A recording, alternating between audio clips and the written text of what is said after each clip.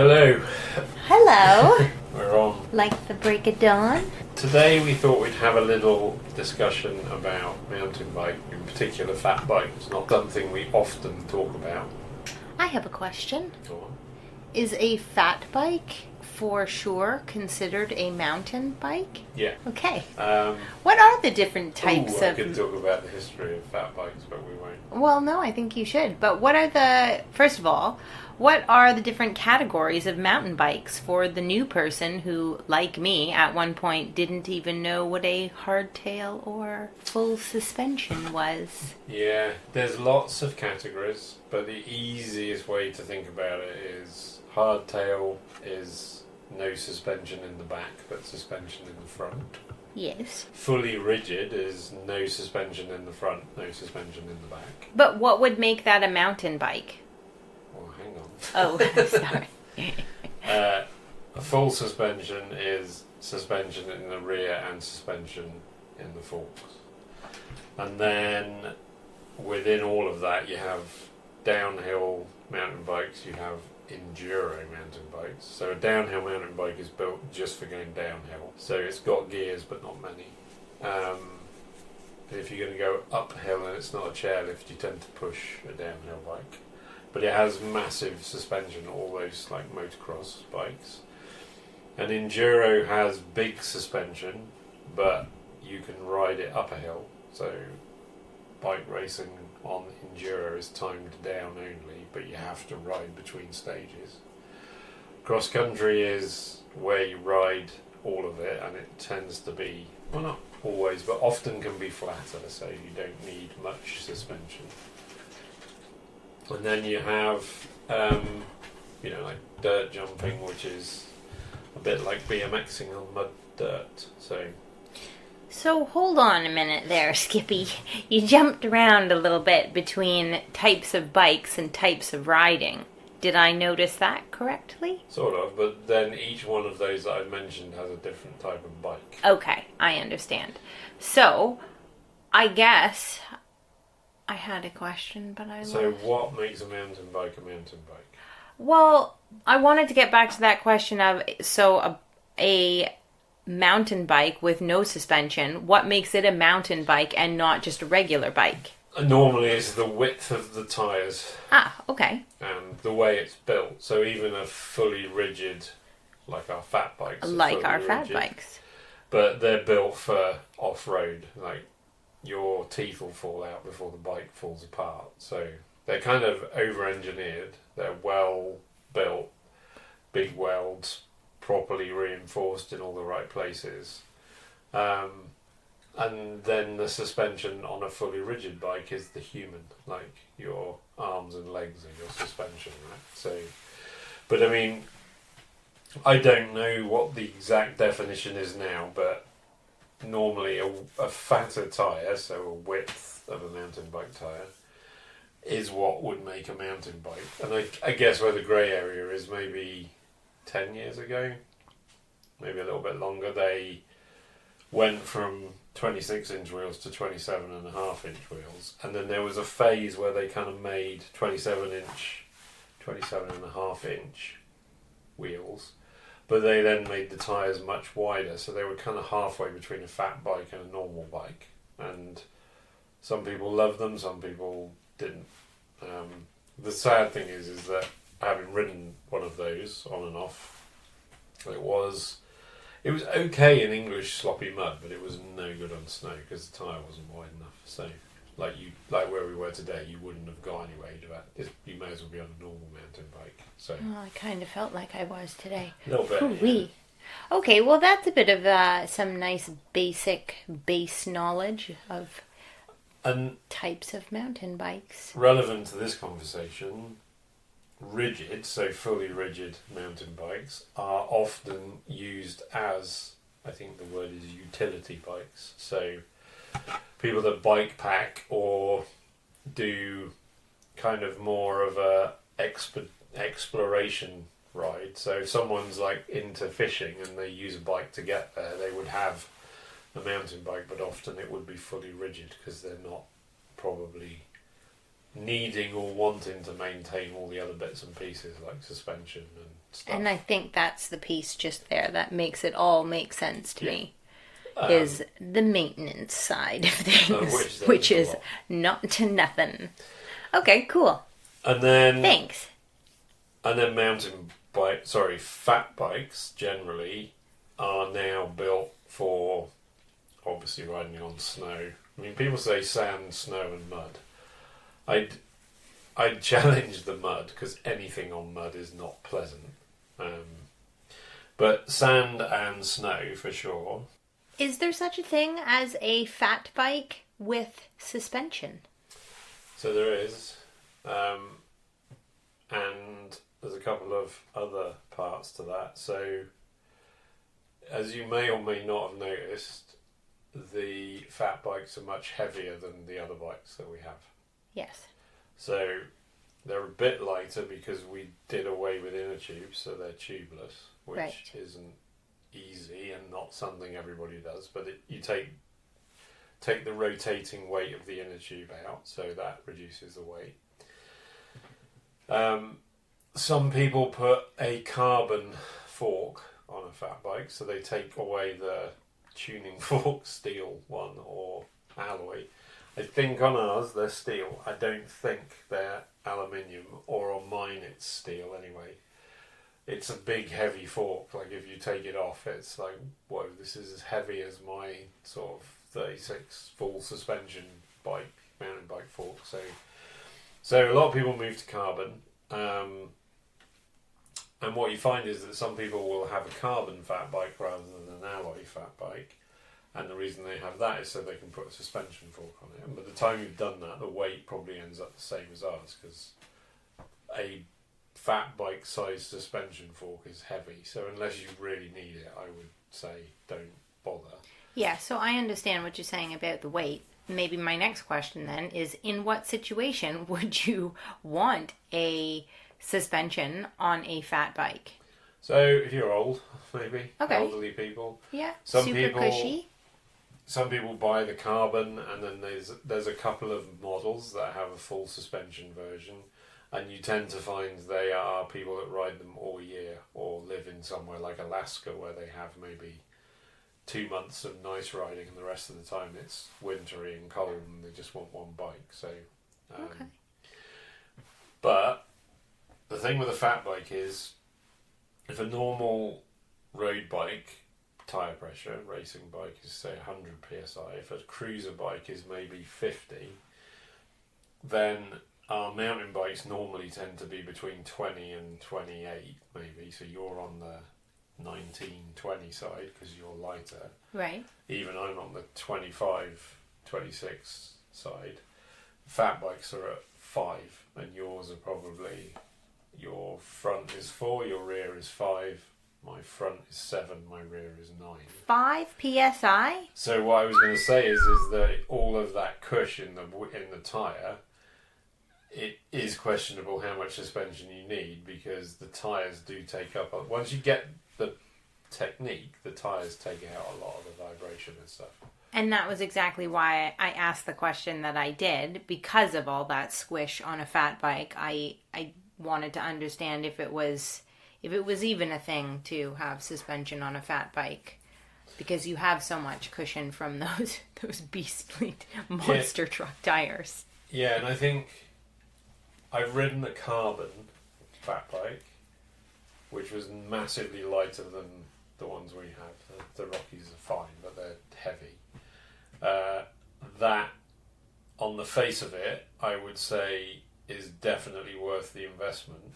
However, when I rode it, it was a dry, sunny day, and as you know, if you're going fast, you're going downhill. The rest of the time, you're like stomping through snow. It makes no difference what bike you're on, I don't think.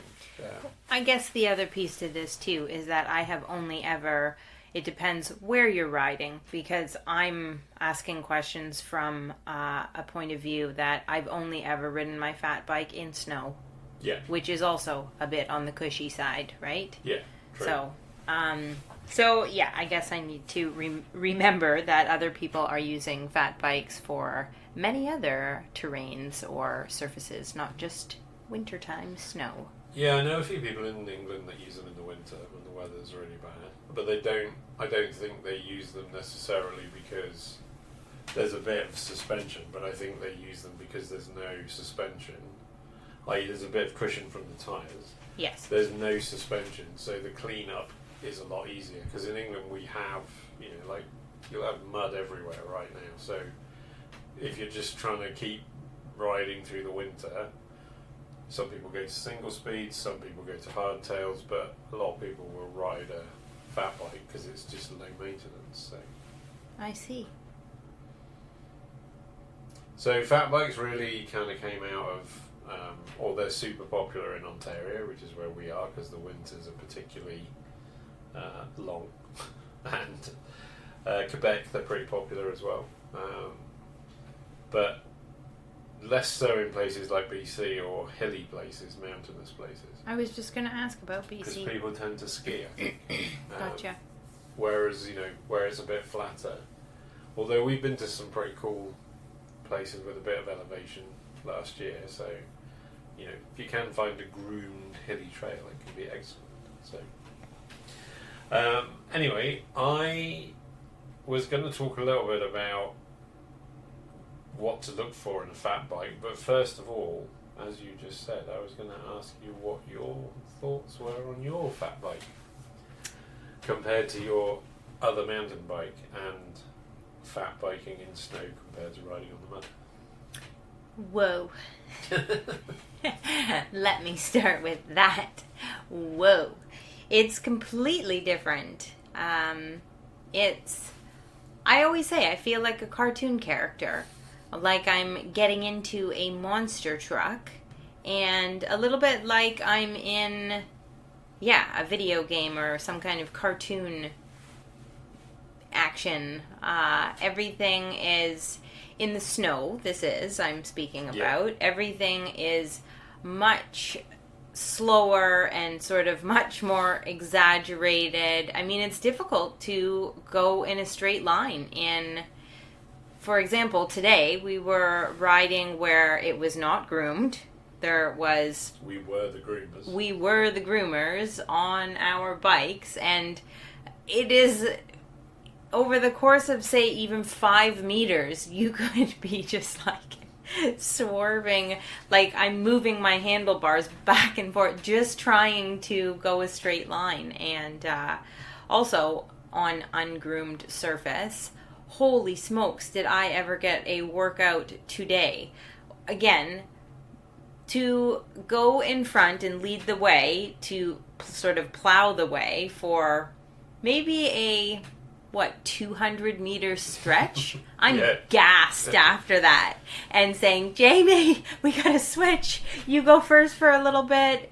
And so we did definitely some of that today, was taking turns you can't being the see front what's man. Under the snow either, can you? No, definitely, I guess always not, but on a groomed trail, you can trust that. Exactly. Yeah. And, when you're not riding in a quarry that you're not even very familiar with, and, is there a big crack and gap in the rock underneath that I'm going to, fall into the quarry? I don't know. There was one point where I did kind of wonder. Is that why you stopped and let me go? Probably. No, actually, it was when I kept creeping up to the right, further away from the quarry. I got a little nervous. For a while, I was quite close to the edge of the rock, and it was after that one big crack, I thought, I'm going to go up here, further away from the edge for a little bit. So yeah, very cartoon-like, and like I'm, driving some kind of monster truck.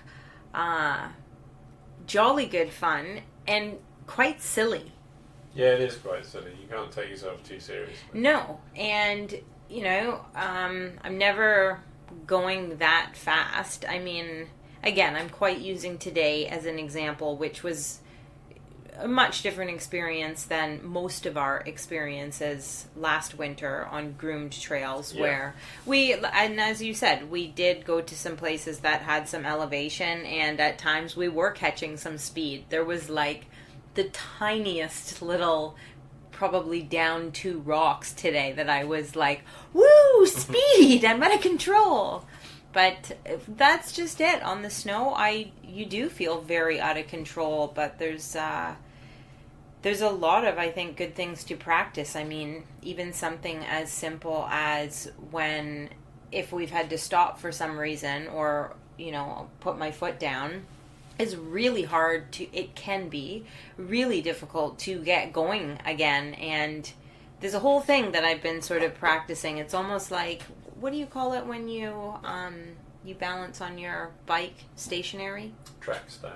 Track stand? It's almost like you do a track stand to get going almost every time for a little bit. Yeah, you almost need a bit of descent to start, don't you? Like, you need to be poking downhill. Or you practice the track stand.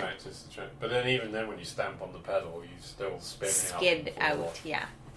I think with them as well, like, just bringing it to the other part of what we talk about, so the foraging side of things, is, I mean, they're great in the snow, but also because there's no real moving parts apart from the chain and the derailleur, they are quite good for going off foraging on, because you could fit racks to them, so you could pile up stuff if you wanted to, but there's no concern about laying them on the ground, or you still have to be careful of the Mac hanger. But the reality is there's not much to break on them. They're pretty robust generally, aren't they? So I think they're a good utilitarian bicycle for going cruising into the bush looking for mushrooms. That's what I think. So we did a little ride today. We won't say where because we've already talked about where, but even today there was like rose hips stood out pretty. Rose hips and cardinals. Bright. 2 very bright red things amongst a whole lot of white and grey. Hooper swans swimming around, I noticed. Oh, yeah. So they're swan with a yellow beak. There's hoopers and Buicks, but I think they were hoopers, and they were making their little trumpety noise I could hear. And you said they're from the Arctic? Yeah. I don't know if they're on their way to England, or if they came from the Arctic to here because it's slightly milder. I think with climate change everything's a little bit up in the air, but when I was a kid there's a place in England called Slimbridge, which is on the Severn Estuary, and they all used to go there, so they kind of start, I don't know what time of year they start coming in, but we'd always go early January and go and see them, and you can identify them if you get to know them. So each one has a different pattern on its beak, so each one is completely unique, so they don't look the same. So oh, neato. Yeah, anyway, there's a little bit of trivia for you. Excellent. So I was just going to talk about specifications, but not in a mind-altering way. So we both have Rocky Mountain Blizzards are the fat bikes we have. Well, that was spot on today. It was a proper blizzard that we were riding in. And it was. I wished I had goggles. There's 4 models. Well, we talk about clothing in a second, I think. There's 4 models, 2 aluminium, 2 carbon, I think. And I've had the 20, just because that's how it ended up, and Jessica has the 10. She has the newer version than mine. And something simple, like, so the 10 has 12 speed gears, and the 20 has 12 speed. So the 10 has 10 speed, the 10 has 10 speed, and the 20 has 12 speed. The 12 speed are a pain in the ass, trying to adjust them because of the number of gears you have with the snow and the ice and the messing about. It just creates a huge problem with the upper and the lower gear, and indexing the gears is a constant battle. And it also seems to bend mech hangers on a fairly random basis, whereas Jessica's is over a year old, and it's a 10-speed, and I've adjusted the gears once, I think. So, yeah, just as a side note, if you are looking for a fat bike, don't base it on the same criteria you would look for in a normal bicycle. If you look at, something that's got 10-speed, has 26 or 27-inch tyres, and has mechanical, not hydraulic brakes, I would go for it. And I also would say we do have Rocky Mountain just because that's how that ended up, but I don't really think it matters what brand of fat bike you go for, as long as you spend more than sort of $600 or $700. Don't buy a supermarket one. But I think any of the main bike brands, fat bikes, entry level, are more than adequate for most things you're probably going to want to do in Ontario anyway. So Good if you're to know. going to go and race across the Arctic, you might want to look at full carbon. But I mean, if you're going to do that, you probably know more than us anyway. So Or unless if you're like a ballerina on it, like me, yeah, you could and be. you just need that one.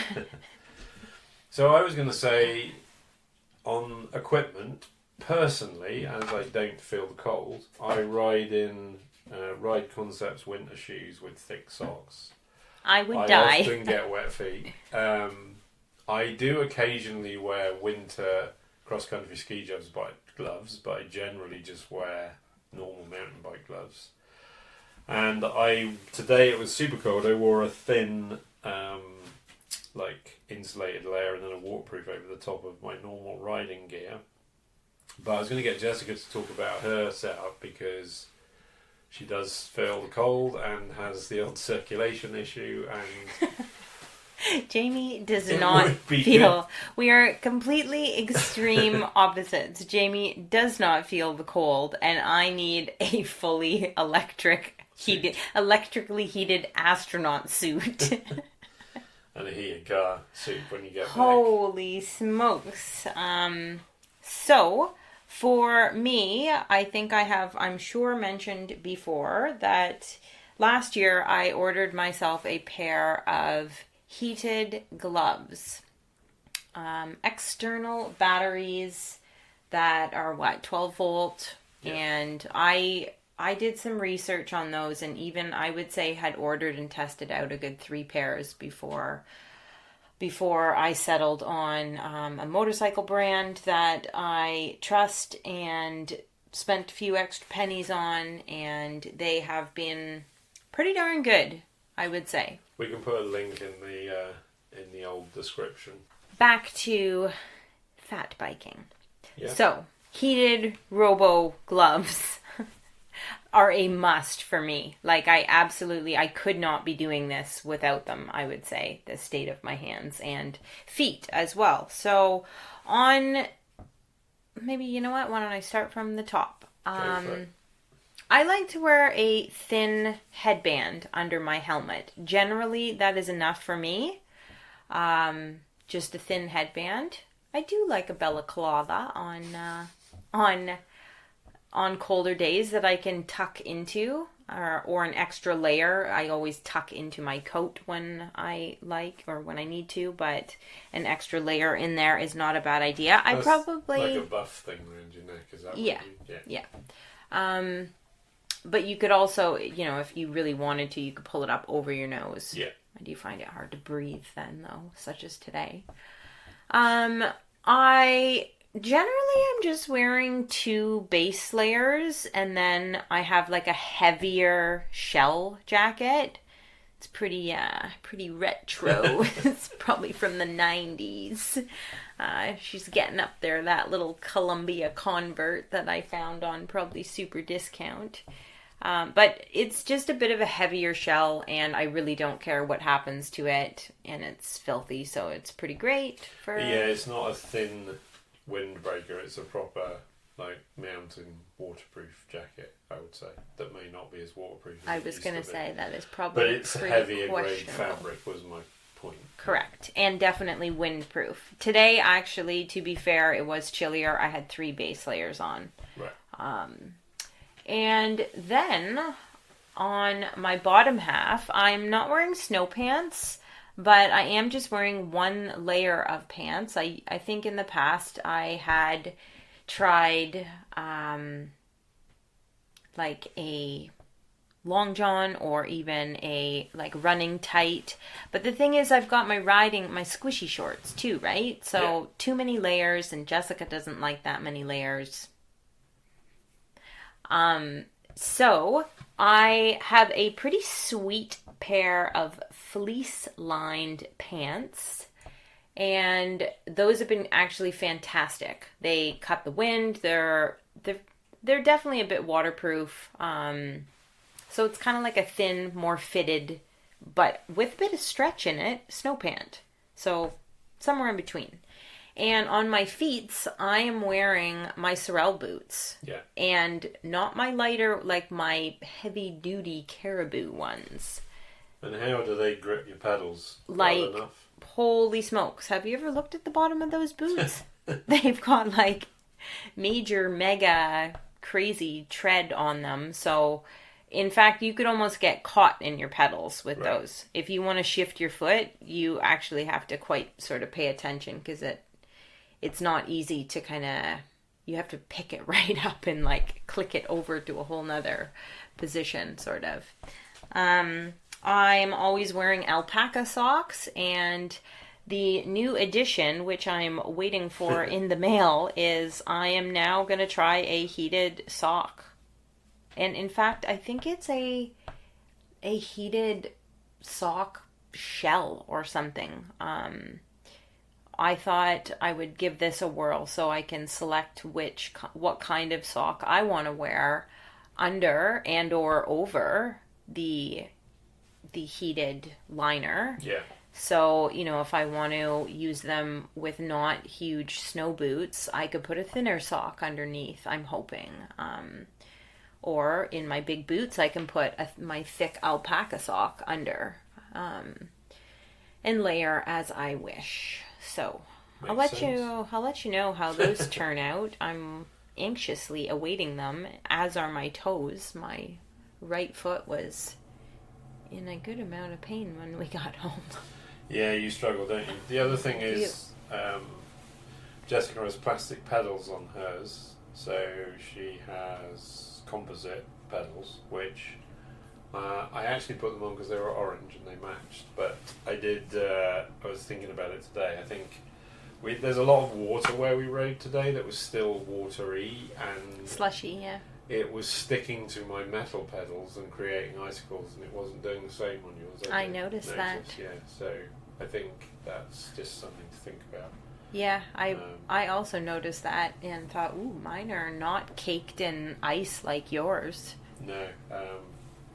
Yeah, that's the plastic or the composite, so I might have to swap mine around if we're going to be riding around here. I'll give it another try. I wasn't having a good day today. I was having all kinds of gear issues, so as in changing gear issues. Right.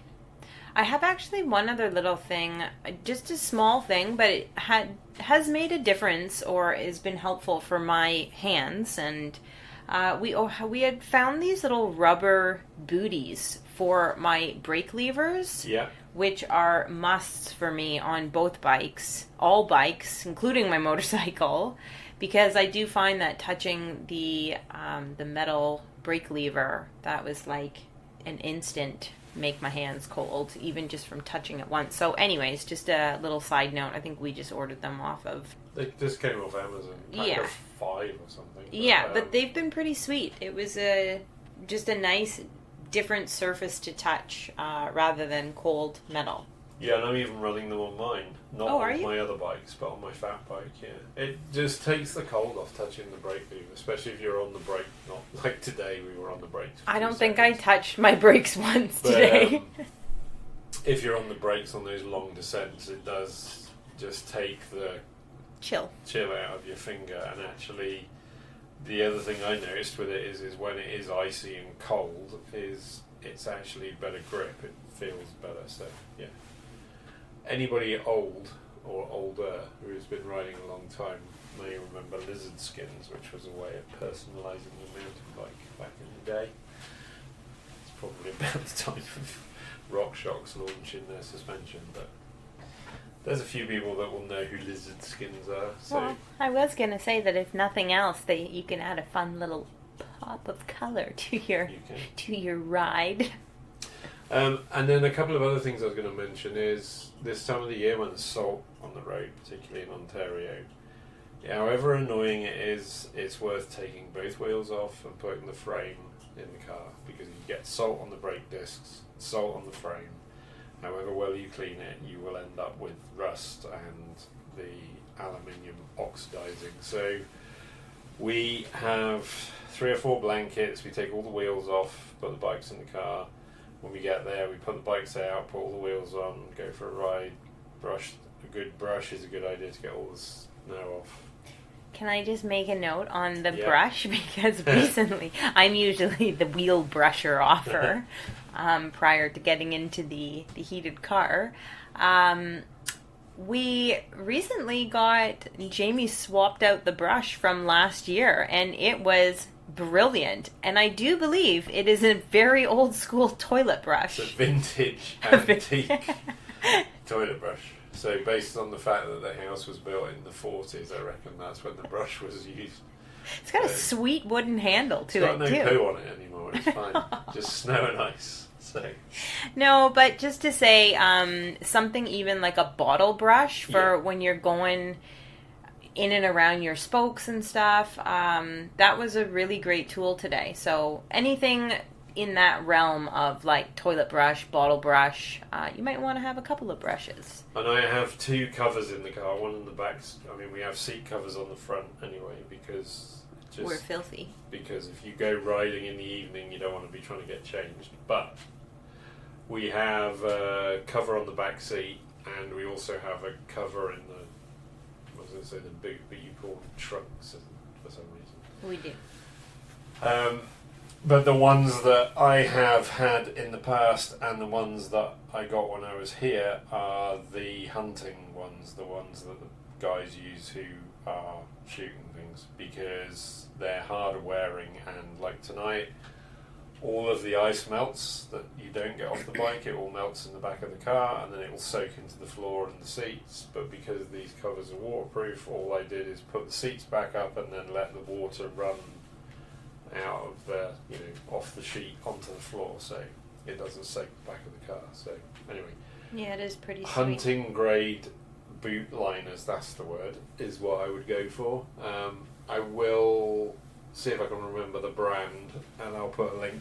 But someone like Canadian Tire would probably be the option. Yeah. So, do we have anything else you want to cover? Well, there's one more little item that I think made for you. Is it worth mentioning? The neoprene booties for the pedals. And tell us why you use those, Jamie, darling. So, and actually we got them for the fat bikes, or Jessica made them for the fat bikes, but if you are transporting bicycles in your car, particularly more than one, where you're resting them on top of each other, and if you run any pedals, but flat pedals with spikes, they scratch frames and wheels and anything else. So Jessica made some covers out of neoprene that just go over the pedal so that the pins don't dig into anything, like your bumper of your car, or even your hands. Like you can scuff your hand when it's cold trying to get bikes in and out. So they are vicious. Yeah, I'm sure if you contact us, Jessica could be open to commissions for custom pedal covers for a fee. Yeah, sure. Well, if you really want to get fancy, I'll make you some leather ones. Then we can talk skrills. Then we can talk early retirement. So, yeah, that was that. And then just on the actual riding, the local quarry area where we've been riding a little bit, or I have, I'm trying to reinstate an old trail that's there. I don't think I'm cutting a new trail, but it's proving challenging to find, so I will keep you posted. I might even do a YouTube video if I ever get it running, although it's not going to be until the snow's melted now, because I don't think I can even get into the bit I need to because of the snow drifts. But anyway, I'll keep you posted on that. Anything else you would like to add? Get lost.